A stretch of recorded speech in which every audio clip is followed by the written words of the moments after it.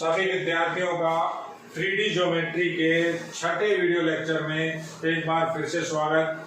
प्यारे बच्चों, आज जो टॉपिक है हमारा सबसे ज्यादा इम्पोर्टेंट है। क्वेश्चन मेरा मानना ऐसा है इस बार आएगा, 2 साल से शायद आया नहीं क्वेश्चन। देखिए, टॉपिक है हमारा दो रेखाओं का प्रतिच्छेदन। सबसे पहली बात तो ये समझिए, ये जो प्रतिच्छेदन है ये स्पेस के अंदर है, त्रिविम के अंदर है। जैसे एक रेखा ये रही, एक दूसरी रेखा ये रही, इन दोनों रेखाओं का जो प्रतिच्छेदन है, जो पॉइंट है, पॉइंट ऑफ इंटरसेक्शन, वो हमें निकालना है। किस तरह से निकलेगा, इसके अंदर दो कंडीशन है, बहुत सावधानी से देखिए। है इसमें कुछ भी नहीं, लेकिन आपकी अगर निगाह चूक गई, अगर आप कोई चीज मिस कर गए, तो वहां पे आपका क्वेश्चन गड़बड़ हो जाएगा। देखिए आप, तो दो रेखाओं के प्रतिच्छेदन में मैं पहली बात बता रहा हूं आपको। जो पहला पॉइंट ले रहे हैं हम, यदि रेखाएं सदिश रूप में हो, रेखाएं अगर वेक्टर फॉर्म के अंदर हो, तो आपको क्या काम करना है। और अगर रेखा आपकी कार्तीय रूप की हो, कार्टेशियन फॉर्म में हो, तो आपको क्या करना है, वो अपन आगे डिस्कस करेंगे। सदिश रूप की मैं दो रेखाएं लिख रहा हूं। आर वेक्टर बराबर a1 vector lambda b1 vector, और दूसरी आर वेक्टर बराबर a2 vector plus lambda b2 vector. अब इनको जरा डिटेल में लिखें तो वो इस तरह से लिखी जाएगी। आर वेक्टर बराबर x1 i cap, y1 j cap, z1 k cap, यानी ये रेखा x1 y1 z1 से जाती है, प्लस लैम्बडा, यहां लिख रहा हूं m1 i cap, m2 j cap, m3 k cap. देखिए आप, दिक अनुपात क्या हुआ इसके, m1 m2 m3, कुछ भी लिख सकता हूं। दूसरी रेखा लिखी आर वेक्टर बराबर x2 i cap, y2 j cap और z2 k कैप। एक दूसरा कांस्टेंट म्यू लिख दिया, कांस्टेंट कुछ भी हो सकता है। इसको लिख लिया मैंने n1 i cap, n2 j cap और n3 k कैप। आपको ये दो रेखाएं मिलेंगी।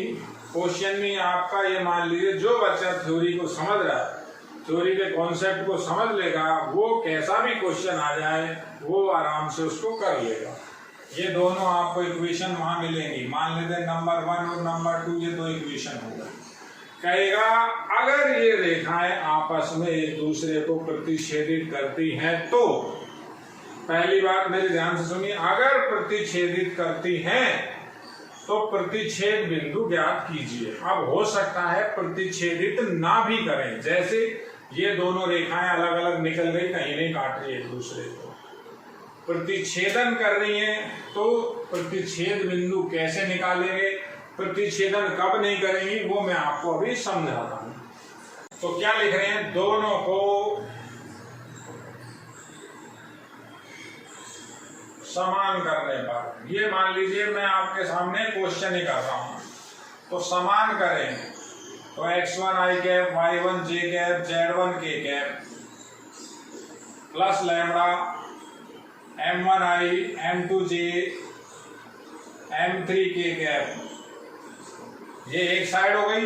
एक r की वैल्यू, इस r की वैल्यू को इसमें रखें, बराबर x2 i cap, y2 j cap और z2 k cap plus mu. अब म्यू की वैल्यू, म्यू के साथ जो गुणा में चल रहा है, n1 i cap, n2 j cap और n3 k कैप। देखिए दोनों को इक्वल कर दिया, दोनों समीकरणें मिलेंगी, दोनों को आप समान कर दीजिए। अब क्यों किया है समान, दोनों तरफ i के गुणांक, दोनों तरफ j के गुणांक और दोनों तरफ k के गुणांकों की तुलना हो जाएगी।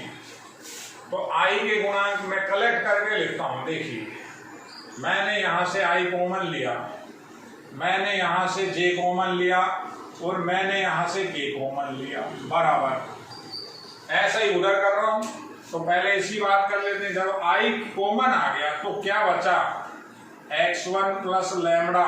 देखिए x1 प्लस i का गुणांक क्या है, लैम्बडा m1 इस दूसरे के अंदर क्या आ जाएगा, y1 प्लस लैम्बडा m2, के कॉमन ले लिया यहां से, तो क्या बचेगा, z1 प्लस लैम्बडा m3। ऐसे ही सेम वहां किया, हमने कॉमन ले लिया i, हमने कॉमन ले लिया j, हमने कॉमन ले लिया k, i cap j cap k cap common लिया, तो कॉमन लिया तो क्या बचा इसमें, x2 plus mu n1, y2 plus mu क्या बचेगा n2, और z2 तो ये रहा, म्यू ये रहा, और n3 ये रहा। देखिए अब दोनों तरफ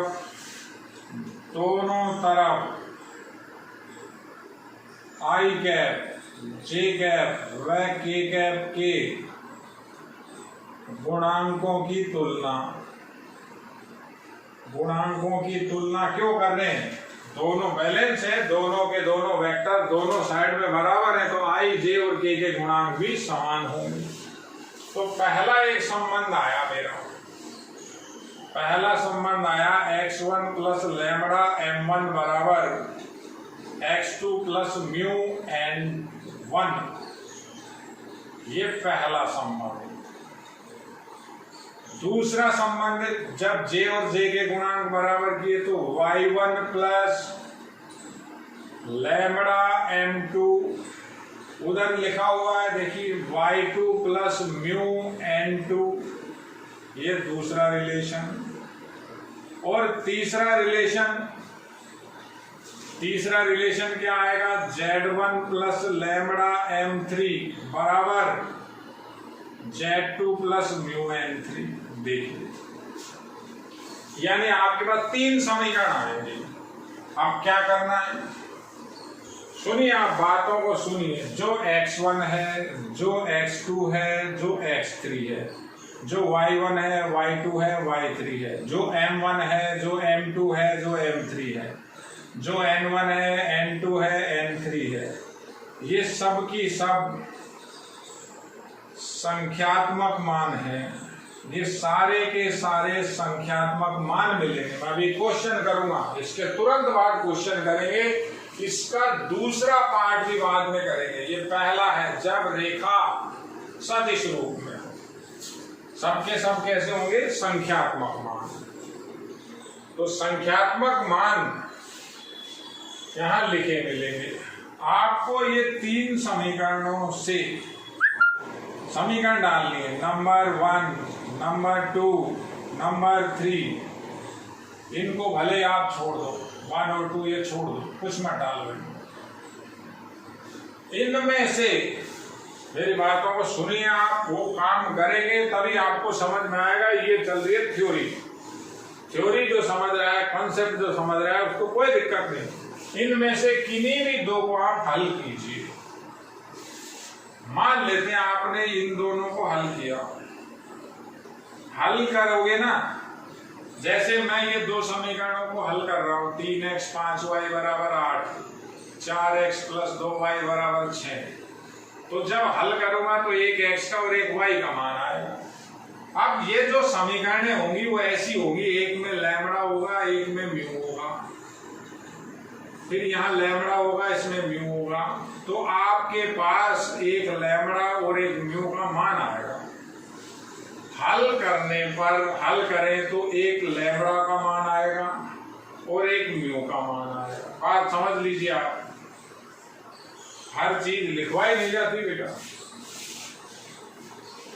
ये लैम्बडा और म्यू का जो भी मान आता है, अगर वो मान इस बची हुई तीसरी समीकरण को संतुष्ट कर जाए, ये लैम्बडा और म्यू का मान इस बची हुई तीसरी समीकरण को अगर संतुष्ट कर जाए, सेटिस्फाई कर जाए, संतुष्ट कैसे कर जाए, दोनों साइड बैलेंस हो जाए, 5 बराबर 5 आ जाए, 20 बराबर 20 आ जाए, 0 बराबर 0 आ जाए, -13 बराबर -13 आ जाए, तो रेखाएं प्रतिच्छेदित करेंगी, तो रेखाएं प्रतिच्छेदित करेंगी, एक दूसरे को काटेंगी, अन्यथा नहीं। अगर संतुष्ट नहीं करता है तो ये दोनों रेखाएं हैं जो आपकी अलग अलग होंगी, काटेंगी नहीं। ठीक है, वह लैम्बडा व म्यू का मान, लैम्बडा व म्यू में से कोई भी मान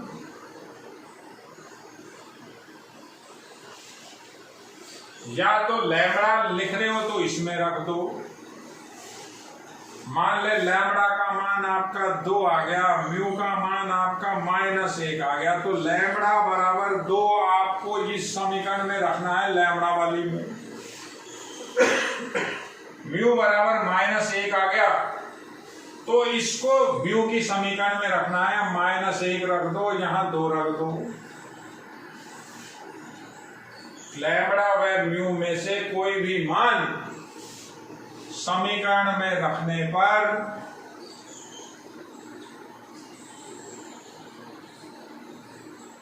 प्रतिच्छेद बिंदु, समीकरण में रखने पर प्रतिच्छेद बिंदु प्राप्त होगा। अब कैसे प्राप्त होगा मैं आपको इसी थ्योरी के ऊपर अब ये क्वेश्चन कर रहा हूं। देखिए आप, ये थ्योरी है, पहला पार्ट है, बहुत इंपॉर्टेंट है। जब दो रेखाएं आपस में एक दूसरे को प्रतिच्छेद करें तो कब करेंगी कब नहीं करेंगी। पहली है बात सदिश रूप, इसी पे आप क्वेश्चन देखिए। सबसे पहले अपन एक क्वेश्चन कर रहे हैं इसी के ऊपर। क्वेश्चन मैं लिख रहा हूं, देखिए आप एक क्वेश्चन देखिए, कह रहा है सिद्ध कीजिए क्या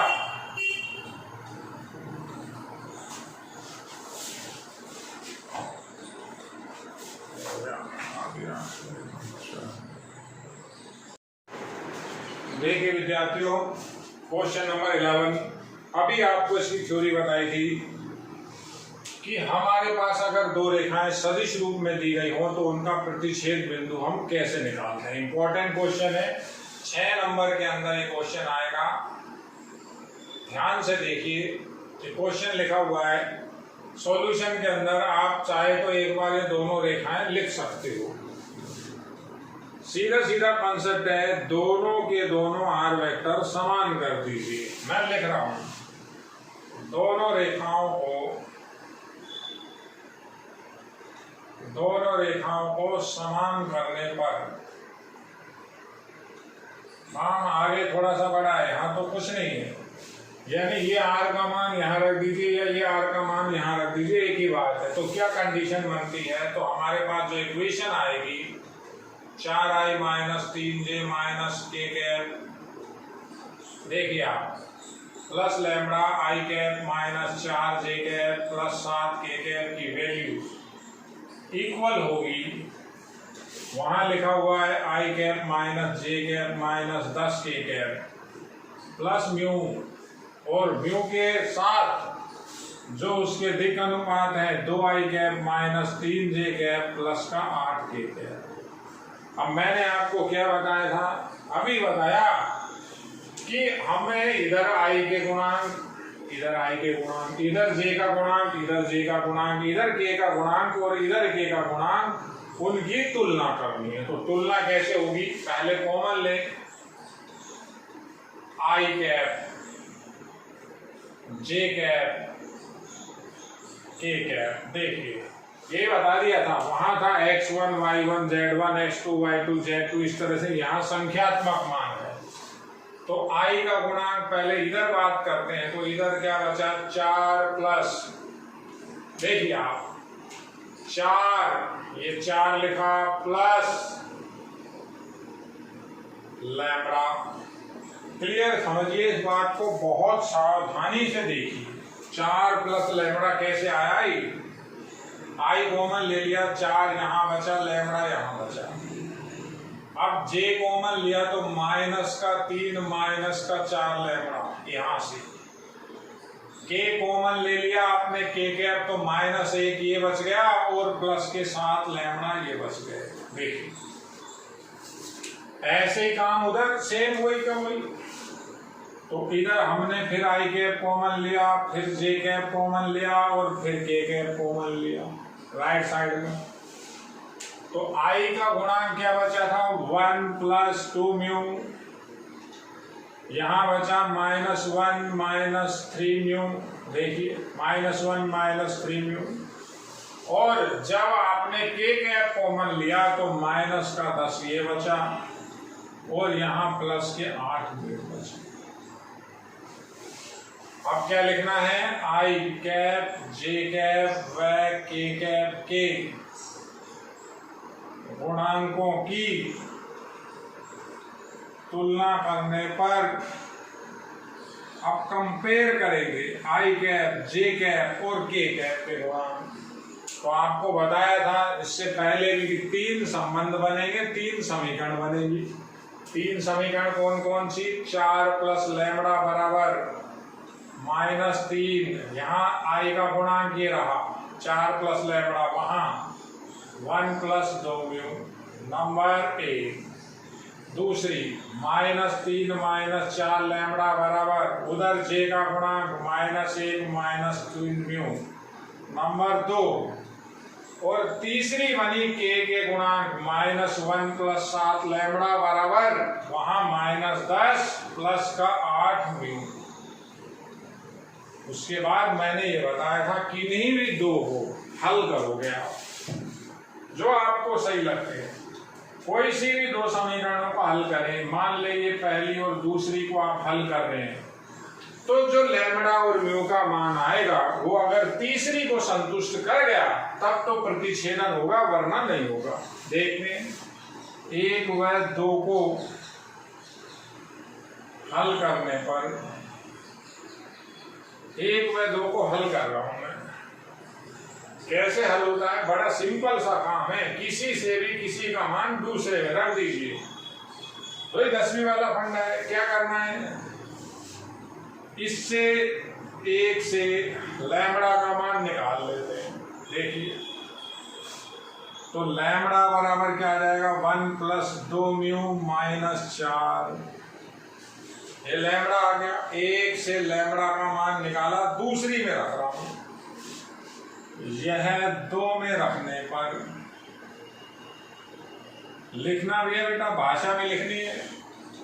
तो क्या आएगा? -3 - 4 लैम्बडा का मान रखें तो लैम्बडा का मान आपका है कितना? 2 म्यू -3 हो गया। देखिए बराबर -1 - का 3 म्यू। सरल करें तो क्या बना? -3 - का 8 म्यू प्लस के 12 बराबर -1 - 3 म्यू। म्यू म्यू को एक तरफ ले जाओ, ये 8 उधर चले जाएंगे, माइनस के 3 है, 5 म्यू हो गए। बाकी सब आप एक तरफ ले आओ, ये 9 बच गए, ये एक इधर आ गया, 10 हो गया। म्यू की वैल्यू आपकी 2 आ गई। अब जब म्यू आपका 2 आ गया तो म्यू का मान अगर अपन यहां रख दे तो लैम्बडा का मान आ जाएगा। लैम्बडा क्या आ जाएगा? 1 प्लस म्यू का मान 2 तो 4 - 4 लैम्बडा की वैल्यू 1 आ गई। अब अगर ये लैम्बडा और म्यू का मान समीकरण 3 को संतुष्ट करता है तो देखते हैं लैम्बडा व, देखिए आप, लैम्बडा व म्यू का मान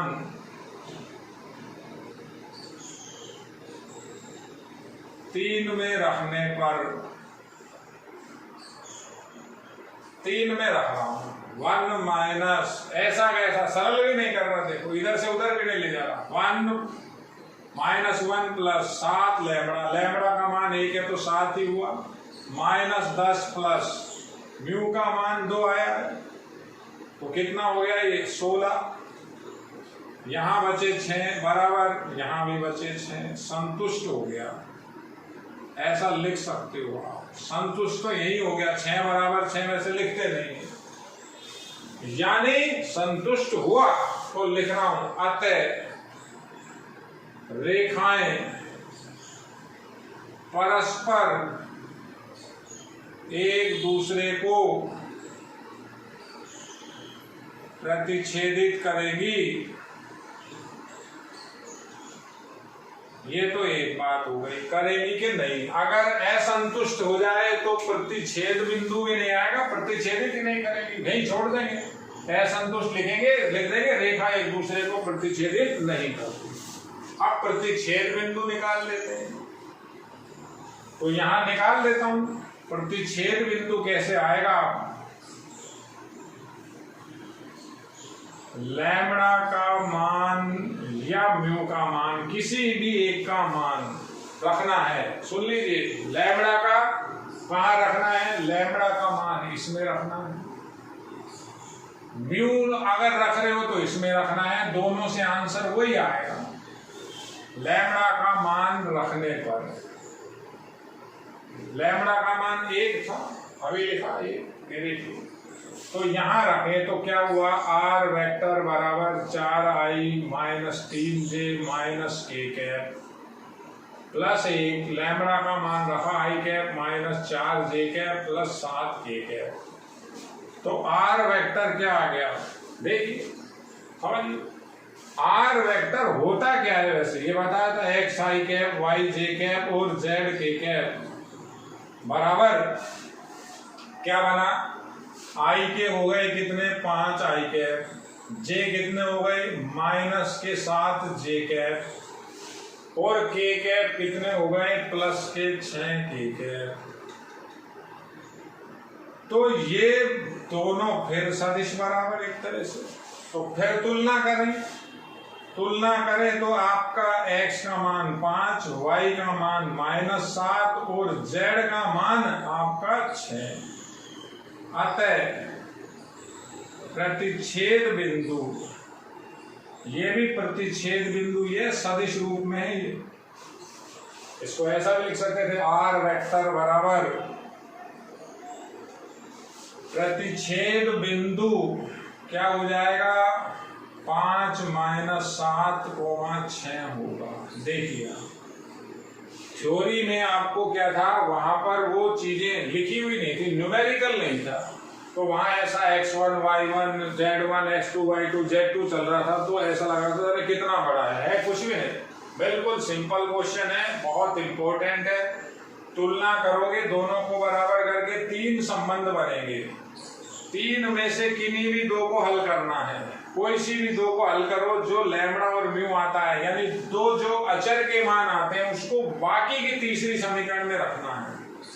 अगर 2 और 3 को हल कर रहे हो तो 1 में रखो, 1 और 3 को हल कर रहे हो तो 2 में रखो, सबसे एक ही बात आएगी। लैम्बडा और म्यू के मान संतुष्ट कर जाएं तो हल होगा, प्रतिच्छेदन होगा, वरना नहीं होगा।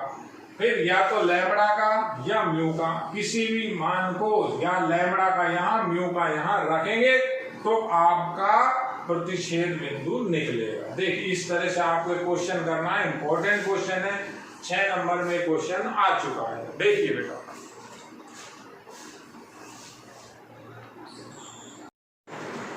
विद्यार्थियों अब बात करते हैं अपन कार्तीय रूप में प्रतिच्छेदन की। 2 रेखाओं का प्रतिच्छेदन दूसरा भाग है, जब रेखाएं कार्तीय रूप में हो, कार्तीय रूप में हो। ढंग से देखिए, अभी आपको एक क्वेश्चन कराया उसी के जैसा वही पैटर्न है, केवल अब फर्क इतना है कि अब जो रेखाएं मिलेंगी वो आपको रेखाएं, दोनों की दोनों रेखाएं कार्तीय रूप में मिलेंगी। तो माना रेखाएं, मैं पहले आपको इसकी थ्योरी ही बता रहा हूँ, थ्योरी जिसके क्लियर है सारे काम उसके कंप्लीट है। x - x1 बटा m1, y - y1 बटा m2 और z - z1 बटा m3। ये पहली रेखा मान ली एंड। इसी रेखा को मैंने अभी सदिश रूप में लिखा था, दूसरी रेखा लिख रहा हूं, x minus x2 upon n1, y minus y2 upon n2 और z minus z2 upon n3। तो क्या करेंगे, दो रेखाएं आपको देगा, कहता है अगर ये प्रतिच्छेदित करती हैं तो इनके बीच का कोण ज्ञात कीजिए। वहां हमने लैम्बडा और म्यू की बात करी थी, लैम्बडा और म्यू। अब ये जब तीन संख्या बराबर, तो मैंने इसमें करना क्या है, इसके बराबर में हम क्या लिखेंगे, जब तीन रेखाएं बराबर होती हैं तो इसको जैसे मैंने P मान लिया बराबर P, यहां मैंने बराबर में Q मान लिया। अब वही का वही कंसेप्ट, पहली रेखा में इन दोनों को ले तो x की वैल्यू क्या आएगी, x बराबर, देखिए m1 उधर गुणा होगा m1p प्लस x1, y का मान क्या आएगा, इन दोनों से आएगा, क्या आएगा, m2 उधर गुणा होगा, y1 उधर चला जाएगा, m2p प्लस, देखिए y1 और z बराबर क्या आएगा, इन दोनों से z आएगा, m3 उधर चला जाएगा, m3p प्लस z1। देखिए वहां i, j और k के गुणांकों की तुलना की थी, यहाँ x, y, z इसमें से निकालेंगे, x, y, z इसमें से निकालेंगे, दोनों को समान करेंगे, बाकी का काम वही। इसमें q मान रखा है तो x की वैल्यू क्या आएगी, जब इन दोनों को लेंगे, n1 उधर, n1q प्लस x2, इन दोनों को लिया तो y की वैल्यू क्या आएगी, n2q प्लस y2 और z की वैल्यू इन दोनों से आएगी n3q plus z2। x y z ये भी हैं, x y ये भी हैं, यहाँ भी x y z लिख रहा है, यहाँ भी x y z लिख रहा है, तो दोनों समान करें तो तीन संबंध फिर बने, क्या बने, m1p x1 बराबर n1q x2 number 1, m2p y1 बराबर n2q y2 नंबर 2 और m3p z1 बराबर n3q z2 नंबर 3। अब क्या करेंगे आप, किन्हीं भी दो को हल कीजिए, ये तीन में से किन्हीं भी दो को हल कीजिए आप। मान ले आप इन दोनों को हल करते हैं, पहले को और दूसरी समीकरण को, तो पहली और दूसरी समीकरण को जब हल करेंगे तो आपको p व q के मान मिलेंगे, इनकी क्या मिलेगी, वैल्यू मिल जाएगी। अगर ये मान इस तीसरी समीकरण को संतुष्ट करते हैं, वही का वही काम है बेटा, तीसरी को संतुष्ट करते हैं तो ये दो रेखाएं आपस में एक दूसरे को प्रतिच्छेदित करेगी, वरना नहीं करेगी। ये बात, अब जो ये P है या ये Q है, या तो यहाँ P को लिया आपने, मान ले P को ही ले रहे हैं या Q को लीजिए, एक ही बात है, तो P का मान बाद में या तो यहां रख दीजिए या यहां रख दीजिए, एक ही बात है, P यहां रख के निकालोगे, इसमें रख दीजिए P का मान। P का मान जब यहां रखेंगे तो x y z का मान आ जाएगा जो आपका प्रतिच्छेद बिंदु होगा, और Q ले रहे हैं तो Q का मान आप यहां रख दीजिए, तो आपका फिर x y z का मान आ जाएगा। तो ये आपको लगाना है जब दोनों रेखाएं कार्तीय रूप में दी गई। अब मैं क्वेश्चन करता हूं, इसी के ऊपर क्वेश्चन करेंगे, देखिए आप, देखिए समझिए।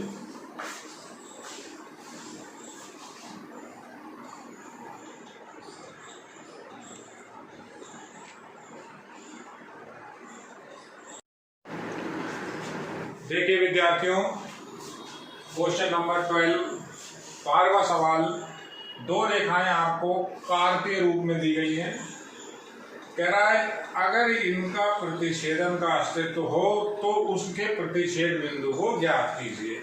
इससे पहले इसी की थ्योरी आपको बताई थी। थ्योरी के अंदर आपको जो कॉन्सेप्ट बताया था उसी को ऐसा कैसा लगाएंगे। बहुत सिंपल क्वेश्चन है, बहुत इंपॉर्टेंट क्वेश्चन है। किस तरह से करेंगे देखिए अपन। मैंने अभी इसकी थ्योरी बताई है आपको। सॉल्यूशन दोनों रेखाएं को मैं एक बार लिख रहा हूँ। x-4/1 y+3/-4 और z+1/7। इस रेखा को मैं एक नए नाम से मान रहा हूँ, मान लेता हूँ। मैंने इसको p का नाम दे दिया, p मान लिया इसको। और ऐसे ही दूसरी रेखा है x-1/2 y+1/-3 z+10/8। इसको मैंने q मान लिया। मैंने अभी आपको क्वेश्चन नंबर 11 कराया था। 11वें क्वेश्चन के अंदर जो रेखाएं थी वो सदिश रूप में थी, उन्हीं को मैंने कन्वर्ट करके काल के रूप में लिखा है। केवल और केवल आंकड़े बदलेंगे। किस तरह से काम करेंगे देखिए। उस 11वें क्वेश्चन में यानी सदिश रूप में हम क्या करते थे, लैम्बडा और पी के मान निकालते थे। उसी पैटर्न से यहाँ पी और क्यू के मान आएंगे। कैसे आएंगे अब देखिए आप। थ्योरी देखिए इसकी। इस इक्वेशन को 1 डाल दिया, ये इक्वेशन हो गई 2। तो बाय 1 समीकरण 1 से अगर मैं पहले इन दोनों को लेता हूँ, देखिए x की वैल्यू क्या आ जाएगी, ये 1 इंटू उधर का p+4। y की वैल्यू क्या आ जाएगी, -4 उधर इंटू होगा -4p और 3 उधर चला जाएगा। और z की वैल्यू क्या आएगी, 7 उधर इंटू हो गया, -1 उधर हो गया, 7p-1। देखिए एक पेड़ ये बना x y z का। ऐसे ही अपन लिखेंगे बाई 2। इक्वेशन 2 से x की वैल्यू कैसे निकलेगी, 2q + 1, y की वैल्यू -3q -1, z की वैल्यू जब इन दोनों को लेंगे तो क्या आएगी, 8q -10। देखिए जिस तरह का काम सदिश रूप में था, अब वैसा ही काम हम कार्तीय रूप में कर रहे हैं। यहाँ x y z आए हैं, यहाँ भी x y z आए, तो दोनों x y z को जब हम इक्विवेलेंट करेंगे तो हमारे पास 3 समीकरण आएंगे। ऐसा ही मैंने आपको सदिश रूप में क्या बताया था, हमारे पास 3 संबंध बने थे। कैसे बने थे, जब दोनों तरफ i के गुणांक i कैप j कैप और k कैप के गुणांकों की तुलना की थी। तो दोनों से तो हमारे पास जो रिलेशन बना, अब तो क्या रिलेशन बना, p+4 = 2q + 1। नंबर अपन डाल रहे हैं इसको 3। ऐसे ये y इक्वल -4p -3 की वैल्यू -3q -1, ये इक्वेशन नंबर 4। और लास्ट में ये z इक्वल करे तो 7p-1 की वैल्यू 8q -10, ये इक्वेशन नंबर 5। अब मैंने आपको क्या बताया था, किन्हीं भी 2 समीकरणों को आप हल कीजिए। जैसे मैं 3 और 4 को हल करूंगा तो मेरे पास p और q की वैल्यू आएगी। अगर वो p और q की वैल्यू इस 5वीं समीकरण को संतुष्ट करती है, 5वीं समीकरण को सेटिस्फाई करती है, तो इस रेखा, इन दोनों रेखाओं का प्रतिच्छेदन का अस्तित्व होगा, वरना अस्तित्व नहीं होगा। अस्तित्व आ जाएगा p और q के मान। p अगर यहाँ रखोगे तो आपको प्रतिच्छेदन वही मिलेगा, अगर q यहाँ रखोगे तो भी वही प्रतिच्छेदन मिलेगा। दोनों के दोनों इंटरसेक्शन पॉइंट सेम आएंगे। तो किस तरह से हल करेंगे देखिए।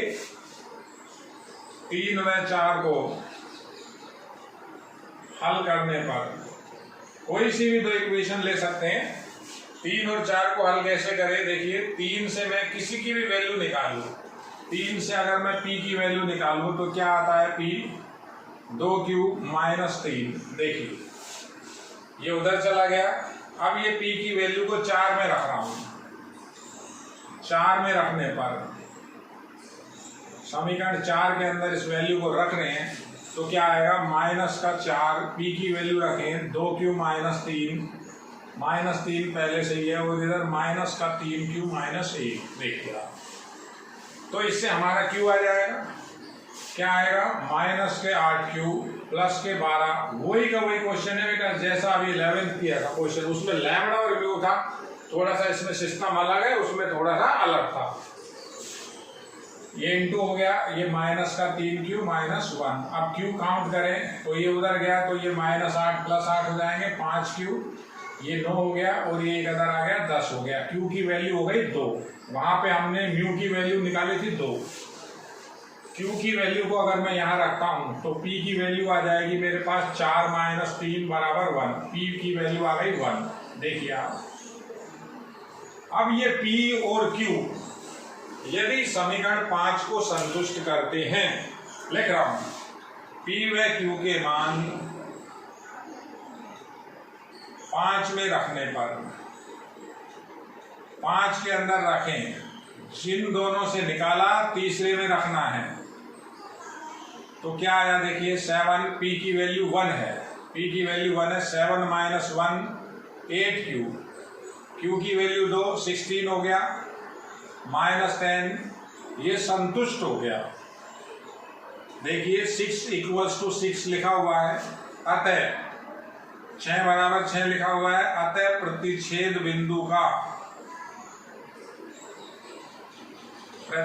बिंदु का अस्तित्व होगा।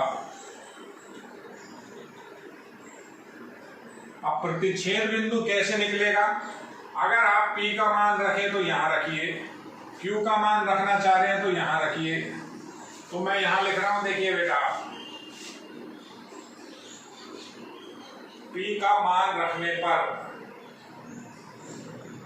P की जो वैल्यू है मैं पुट कर रहा हूं, P का मान रखने पर X की वैल्यू आ जाएगी 1 + 4 = 5, Y की वैल्यू आ जाएगी, P का मान रखो -4 -3 -7 और Z की वैल्यू आ जाएगी 7 - 1 = 6। तो प्रतिच्छेद बिंदु क्या हो गया, लास्ट में क्या जवाब देना है, अतः प्रतिच्छेद बिंदु जो दोनों रेखाओं का कटान बिंदु है, कोऑर्डिनेट हुए 5 - 7 व 6 होगा। देखिए आप, इस तरह से आपको एक क्वेश्चन करना है, बिल्कुल सिंपल है। थ्योरी को देखिए, बहुत इंपॉर्टेंट क्वेश्चन है, 6 नंबर में आने की इनकी प्रबल संभावना है। देखिए आप, क्वेश्चन ऐसे ही आएगा, केवल आपकी डिजिट या डाटा चेंज होगी। देखिए बेटा,